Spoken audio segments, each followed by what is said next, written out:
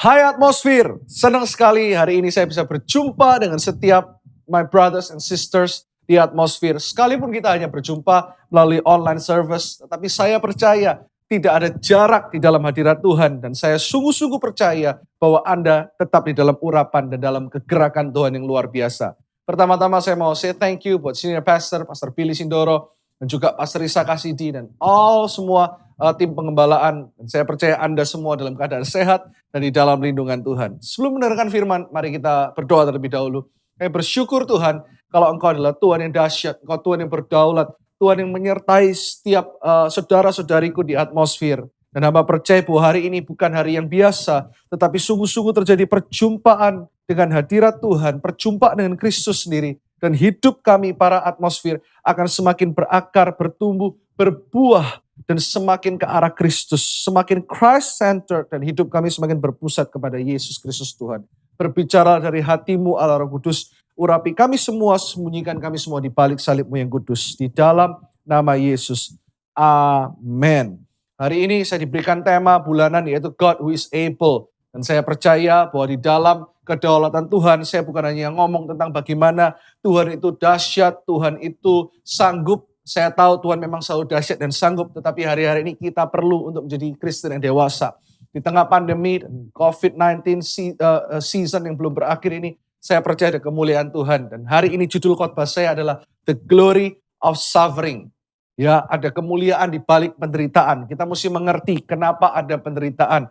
Kita sebagai orang Kristen bukan hanya ngomong soal mujizat, bukan hanya ngomong soal breakthrough, tetapi kita juga harus bisa mengerti. Kadang-kadang Tuhan mengizinkan penderitaan. Dan di dunia yang gak sempurna ini masih ada yang namanya masalah dan penderitaan. Seperti saya sering katakan bahwa Tuhan Yesus tidak pernah berjanji bahwa orang Kristen tidak akan mengalami badai. Ya, kita akan kecewa kalau kita berpikir orang Kristen akan selalu hidupnya mengalami mujizat, tidak pernah ada badai. Kita nanti akan jadi Kristen yang kurang dewasa. Tetapi Tuhan Yesus berjanji gini.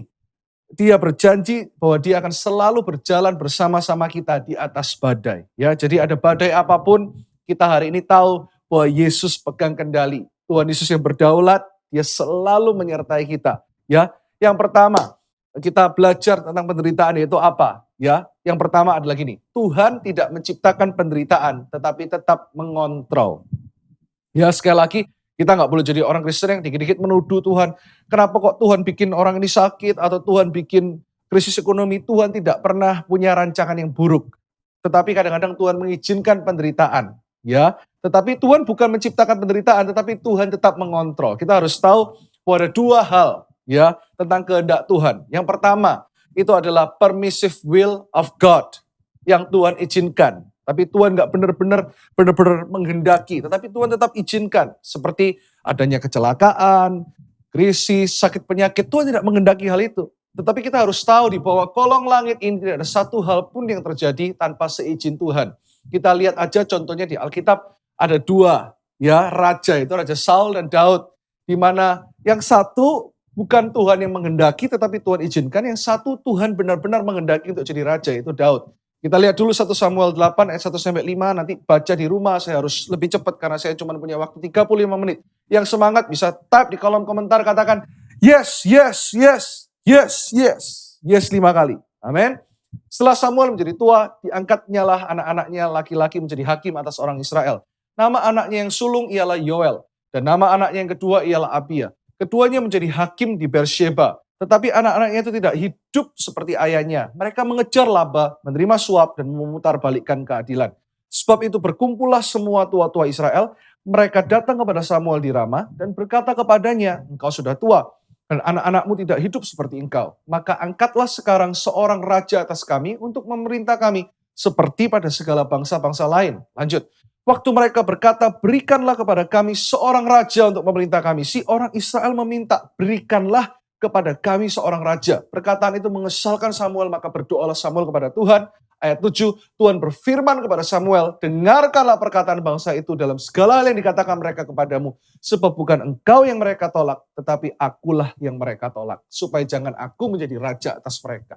Tepat seperti yang dilakukan mereka kepadaku sejak hari aku menuntun mereka keluar dari Mesir sampai hari ini. yakni meninggalkan daku dan beribadah kepada Allah lain. Demikianlah juga dilakukan mereka kepadamu. Tuhan izinkan untuk Saul menjadi raja, tetapi Tuhan tidak benar-benar menghendaki Saul menjadi raja. Yang kedua, tentang kehendak Tuhan kita belajar dulu ya, sebelum kita masuk ke poin berikutnya. Cuma 3 poin hari ini. Ada yang namanya the perfect will of God. Di mana Tuhan berdaulat, ya Tuhan memang berdaulat atas segala sesuatu, tetapi perfect will of God adalah di mana Tuhan memang sengaja menyatakan kehendaknya dan Tuhan berperkara. Itu yang saya doakan terjadi dalam setiap hidup orang percaya, juga setiap atmosfer yang nonton. Ceritanya Daud, saat ini kita lihat di 1 Samuel 16 ayat 1 sampai 2. Sebelum kita masuk, kita baca dulu di Yeremia 29, Ya, sebab aku ini mengetahui rancangan-rancangan apa yang ada padaku mengenai kamu. Demikianlah firman Tuhan, yaitu rancangan damai sejahtera dan bukan rancangan kecelakaan untuk memberikan kepadamu hari depan yang penuh harapan. Kita lihat dalam kehidupan Daud, kehendak Tuhan yang sempurna terjadi. Ya, 1 Samuel 16 ayat 1 sampai 2, Daud diurapi menjadi raja. Berfirmanlah Tuhan kepada Samuel, berapa lama lagi engkau berduka cita karena Saul? Bukankah ia telah kutolak sebagai raja atas Israel? Isilah tabung tandukmu dengan minyak dan pergilah. Aku mengutus engkau kepada Isai. Ini kehendak Tuhan yang sempurna terjadi atas hidup Daud. Orang Bethlehem itu sebab di antara anak-anaknya telah kupilih seorang raja bagiku. Saul tadi, Tuhan yang mengizinkan. Orang Israel meminta raja. Tuhan katakan oke. Tetapi dikatakan di dalam kehidupan Daud, Tuhan berkata, telah kupilih seorang raja bagiku. Ini yang namanya kehendak Tuhan yang sempurna. Dan saya berdoa, supaya di dalam kehidupan orang percaya, Anda yakin ada yang namanya kedaulatan Tuhan. Sekalipun ada kehendak bebas, Pak Pendeta, ada kehendak bebas, Kak, ada kehendak bebas, Pastor. Tetapi kita mesti percaya bahwa di atas kehendak bebas kita, ada kedaulatan Tuhan yang begitu sempurna, di mana ketika Tuhan ingin menyatakan rencananya, tidak ada satupun yang bisa menghalangi hidupmu. Katakan amin. Jangan takut di tengah-tengah kondisi apapun, karena Yesus tetap mengkontrol segala sesuatu. Itu yang kita pegang hari ini. Amin. Nah, poin yang kedua, tentang penderitaan. Apa yang kita harus tahu tentang penderitaan? Yang kedua, hanya Tuhan yang berhak menentukan apa itu kebaikan dan keburukan.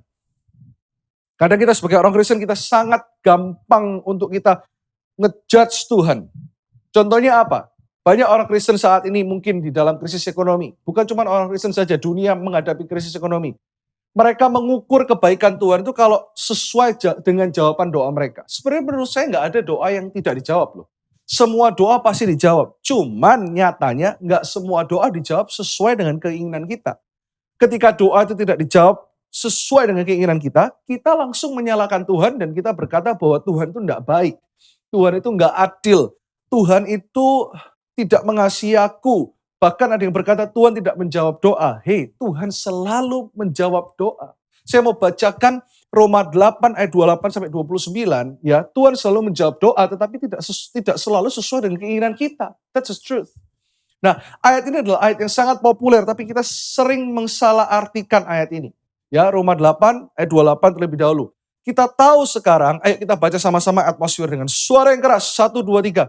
Kita tahu sekarang bahwa Allah turut bekerja dalam segala sesuatu untuk mendatangkan kebaikan bagi mereka yang mengasihi Dia. Yaitu bagi mereka yang terpanggil sesuai dengan rencana Allah. Kebaikan di sini bukan kebaikan standar kita. Saya kasih contoh. Ayo saya tanya kepada Anda, kalau ada beberapa yang sakit hari ini, apa bentuk kebaikan Tuhan menurut Anda? Jujur. Semua jujur. Type di kolom komentar, katakan aku mau jujur. Ayo. Katakan aku mau jujur. Pasti Anda berpikir kalau aku sakit, kebaikannya itu ya aku sembuh. Betul? Kalau aku butuh uang, aku butuh pekerjaan, kebaikannya ya aku dapat breakthrough di dalam keuangan. Itu adalah ukuran kebaikan kita. Sedangkan Tuhan tidak mengukur kebaikan selalu dengan seperti itu. Kalau kita sakit selalu ingin disembuhkan. Kalau kita saat ini butuh uang, kita selalu ingin langsung dapat breakthrough keuangan. Kita anggap Tuhan kita sebagai berhala, betul? Kekristenan bukan tentang berkat materi saja, sekalipun Yesus mati juga untuk berkat materi. Tapi banyak orang Kristen salah kaprah, yaitu ketika aku perlu ini Tuhan harus sediakan. Kalau enggak kecewa, marah. Saya berdoa atmosfer enggak seperti ini, kita tetap bertahan dalam proses. Kita bertahan supaya iman kita tetap bertumbuh. iman kita berbuah dan kita benar-benar melihat bahwa Kristuslah yang terbaik dalam kehidupan kita. Saya kasih contoh, ada sebuah cerita di mana kita ini gampang sekali menghakimi Tuhan baik, Tuhan jahat, Tuhan baik, Tuhan jahat menurut ukuran kita. Ini cerita yang saya rasa bisa mengubahkan pandangan kita, ya. Ada satu orang pengusaha, ya, ini ceritanya di zaman dulu, ya, dia hidup di pedesaan di Cina. Dan dia punya farm, itu dia punya banyak kuda, ya. Ceritanya orang Cina pengusaha ini punya banyak kuda. Suatu hari salah satu kudanya lepas, ya. Suatu hari salah satu kudanya itu lepas dan hilang, nggak tahu kemana, ke hutan. Langsung orang ini ngejudge bahwa, oh Tuhan itu jahat. Kenapa aku tiap hari udah berdoa, ini ceritanya anak Tuhan nih, udah percaya Tuhan gitu ya. Tapi kudaku hilang, Tuhan jahat, Tuhan gak sayang aku. Ya, karena aku rugi besar, ini kudaku yang terbaik.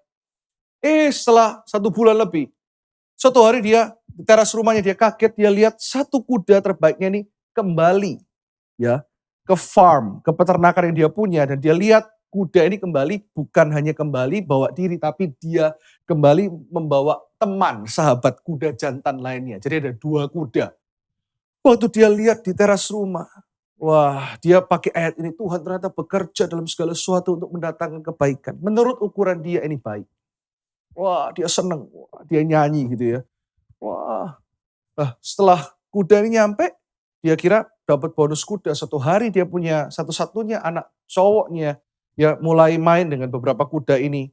Dan dengan kuda liar yang baru dibawa dari hutan. Ternyata ketika dia main-main, ya kuda ini menjatuhkan anak ini, lalu menginjak kakinya. Dan satu-satunya putra dari pengusaha ini, kakinya pincang. Lalu dia mulai ngejudge Tuhan lagi. Dan dia berkata, oh Tuhan ini tidak baik. Tuhan ini jahat. Kenapa kok anakku bisa diinjak kuda sampai dia harus cacat, pincang.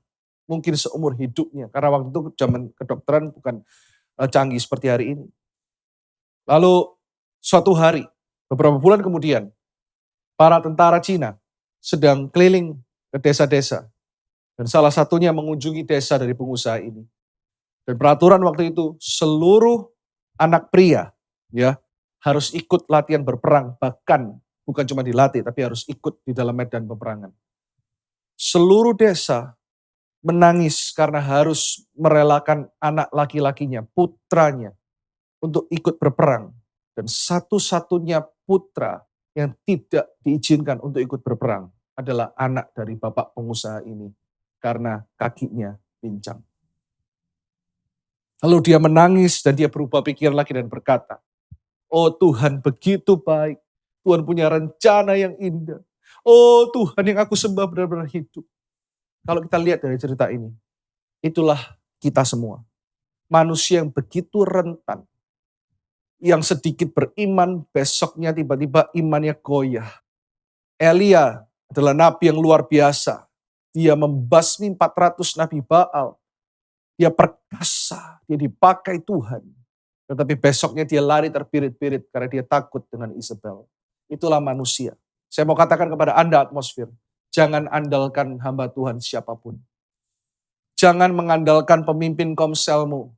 Karena manusia begitu terbatas. Bukan hanya terbatas oleh waktu, tetapi iman manusia begitu mudah goyah. Seperti yang tadi saya ceritakan. Begitu mudah kecewa dengan Tuhan. Tetapi bergantunglah kepada Tuhan. Dia selalu baik dan dia tetap baik. Dan dia selalu menyertai engkau. Tidak pernah meninggalkan. Bukankah itu kita? Kita perlu dia. Kita perlu pewahyuan akan Kristus. Saya selalu katakan bahwa pewahyuan akan Kristuslah yang terutama. Hadiah yang sempurna setelah kita miliki yaitu Kristus. Sembuh gak sembuh, kita harus percaya kita dapat breakthrough atau tidak hari ini, kita mesti tetap percaya di balik setiap masalah, di balik setiap krisis, apapun itu yang belum kita lihat, ada Yesus yang sudah melihat di sana. Tuhan sudah ada di ujung sana, dia memegang kendali dan dia pegang segala sesuatu. Dan dia punya rencana yang terbaik atas hidupmu. Jangan bergantung kepada manusia. Ada satu pepatah yang bagus sekali, nanti kita balik ke ayat 29. Dikatakan seperti ini, life can only be understood backwards, but it must be lived forwards. Hidup ini kadang-kadang hanya bisa dimengerti ketika kita melihat ke belakang. Tetapi hidup juga harus tetap dijalani untuk maju ke depan. Itu artinya. Jadi saat ini kalau Anda belum mengerti, tetaplah hidup dalam rencana Tuhan. Nanti Anda akan melihat, oh seperti cerita tadi. Ternyata rencana Tuhan itu seperti itu. Yang kelihatannya nggak baik, tetapi itu baik buat aku. Amin. Karena ada lagu yang berkata, semua baik. Apa yang telah kau perbuat di dalam hidupku. Yang tahu lagu ini sama-sama katakan. Semua baik, sungguh teramat baik. Kau jadikan hidupku berarti. Ayat 29 dikatakan sebab semua orang yang dipilihnya dari semula, mereka juga ditentukannya dari semula untuk menjadi apa? Serupa dengan gambaran anaknya. Kita suka ayat ini tapi kita nggak baca sambungannya. Apa itu kebaikan Tuhan dalam hidup kita? Apa itu rencana Tuhan yang sempurna dalam hidup kita? Bukan ngomong soal materi melulu, bukan ngomong soal breakthrough melulu, bukan cuma ngomong soal terobosan dalam hal ini dan itu. Tetapi dikatakan bahwa Tuhan bekerja dalam segala sesuatu untuk mendatangkan kebaikan. Dan kebaikan yang dimaksud di sini adalah ketika kita semakin serupa dengan Kristus. This is the point. Orang Kristen suka lupa ini. Kebaikan hanya bentuknya ternyata hal-hal yang telah menjadi berhala buat kita. Kita nggak sadar, kita mungkin nggak secara langsung menyembah yang lain, tetapi kita menyembah karir kita. Kita memuja relationship kita lebih daripada Kristus. Kita memuja pekerjaan kita lebih daripada Kristus. Padahal ayat 29 dikatakan supaya kita serupa dengan gambaran anaknya. See, Christ is enough. Saya menantang Anda untuk berani katakan hari ini bersama-sama dengan saya that Christ is enough dan Kristus adalah hadiah yang terutama, yang utama, dan yang terbaik yang sudah diberikan atas hidupmu. Jadi Anda mengalami breakthrough atau tidak hari ini, Anda sudah mengalami janji Tuhan atau tidak hari ini, selama Anda sudah memiliki Kristus, Anda memiliki segala-galanya di dalam Dia. Sekali lagi saya ulangi, kalau Anda memiliki Kristus, Anda sudah memiliki segala-galanya di dalam Dia. Hari ini mari kita bertobat, sama-sama kita bertobat, kita menjadi Kristen yang dewasa. Kita melihat bahwa Kristus itu penuh dalam hidup kita. Pewahyuan akan Kristus lain kita kejar dalam hidup ini. Bukan berkat mati, tetapi Kristus Yesus. Jangan kejar sesuatu yang bisa datang sendiri. Saya selalu katakan ini. Berkat, keuangan, jodoh, semuanya itu bisa datang sendiri, indah dalam waktunya Tuhan. Tapi kejarlah Yesus lebih daripada segala-galanya. Saya mau semua yang percaya, katakan amin saat ini. Type di kolom komentar. Dan poin yang terakhir, yang ketiga. Tuhan memakai penderitaan kita untuk membawa kemuliaan bagi namanya. Saya selalu katakan, di balik setiap penderitaan, pasti ada pemulihan. Pasti. Di balik setiap masalah, pasti ada kemuliaan.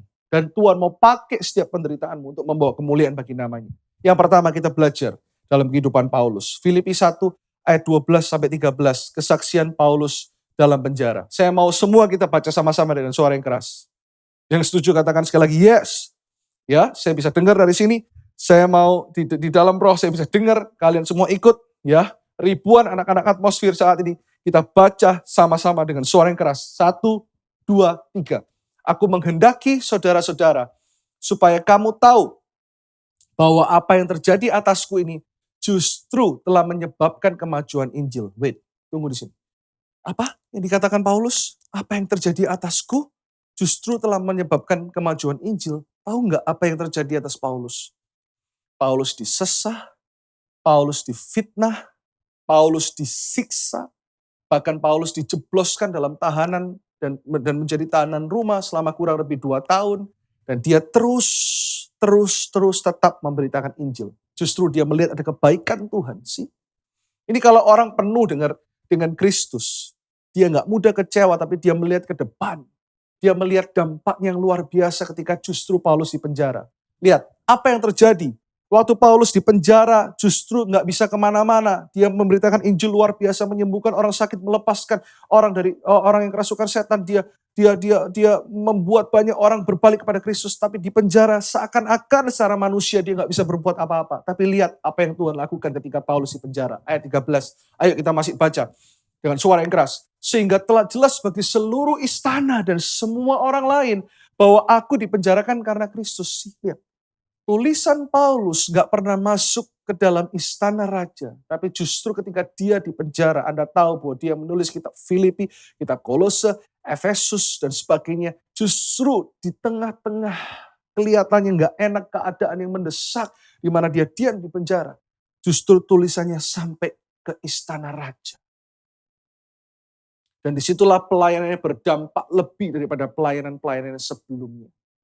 Tuhan bisa pakai penjaramu hari ini untuk mempromosikan engkau. Tuhan bisa memakai apapun masalahmu hari ini untuk mengangkat engkau tinggi. Bagi Raja Wali terbang tinggi dengan kekuatan sayapnya. Ketika Anda terbang, Anda melihat bagaimana tekanan udara semakin, ketika Raja Wali itu merasakan tekanan yang semakin besar, tapi dia semakin soaring. Dia mampu untuk mengepakkan sayapnya lebih lebar lagi.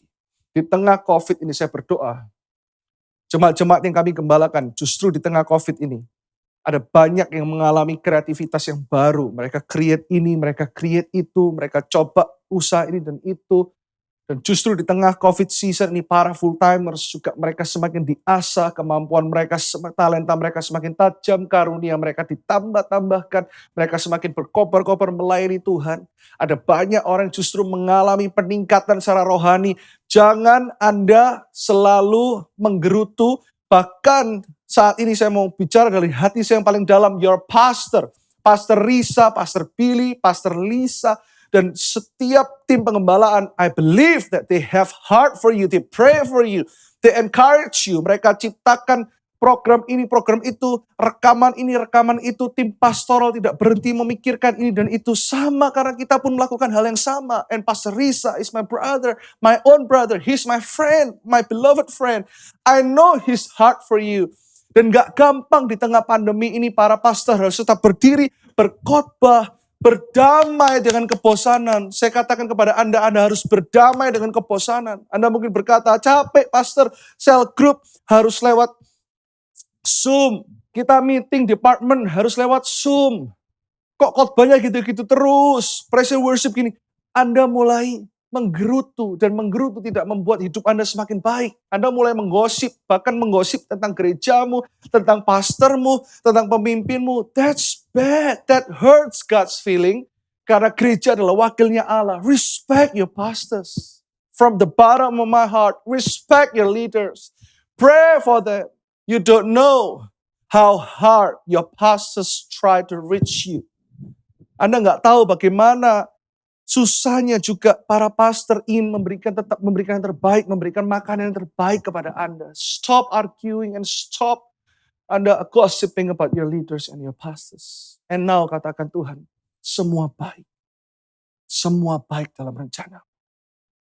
Dan kita lihat juga kehidupan setelah Paulus. Kita balik ke perjanjian lama.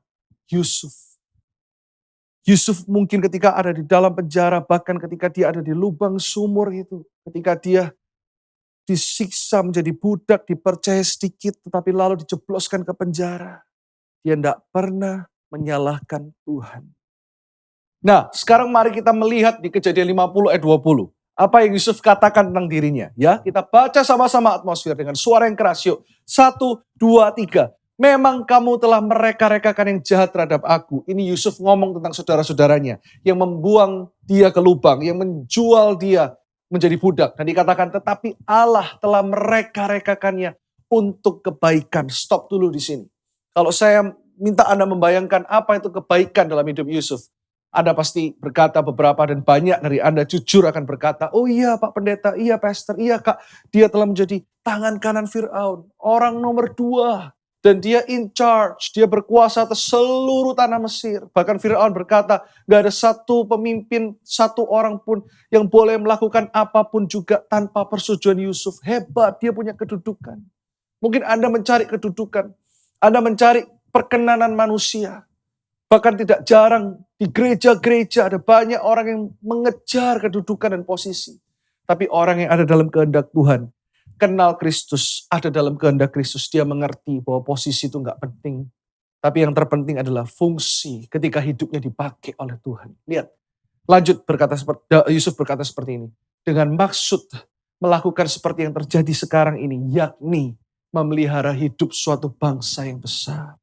Di dalam penderitaan dia melihat ada kemuliaan Tuhan. Ternyata dia tahu, now I know. Now I know, kata Yusuf. Tuhan izinkan semua ini. Ternyata untuk supaya aku menjadi berkat. Untuk bisa memelihara hidup suatu bangsa yang besar. Gak ada hubungannya dengan posisinya. Gak ada hubungannya dengan promosinya. Tapi dia melihat bahwa hidupnya berfungsi. Dan memuliakan nama Tuhan. Dan dia berkata, for you know better than I. Ada lagunya. You know the way I've let go. Itu kata Yusuf. The need to know why. For you know better than I. Karena engkau Tuhan tahu segalanya lebih daripada apa yang aku tahu. Berpeganglah kepada Kristus. Jangan berpegang kepada yang lain. Bawa pulang. Kemuliaan di balik penderitaan yang pertama. Tuhan tidak menciptakan penderitaan, tetapi tetap mengontrol. Yang kedua, hanya Tuhan yang berhak menentukan apa itu kebaikan dan keburukan.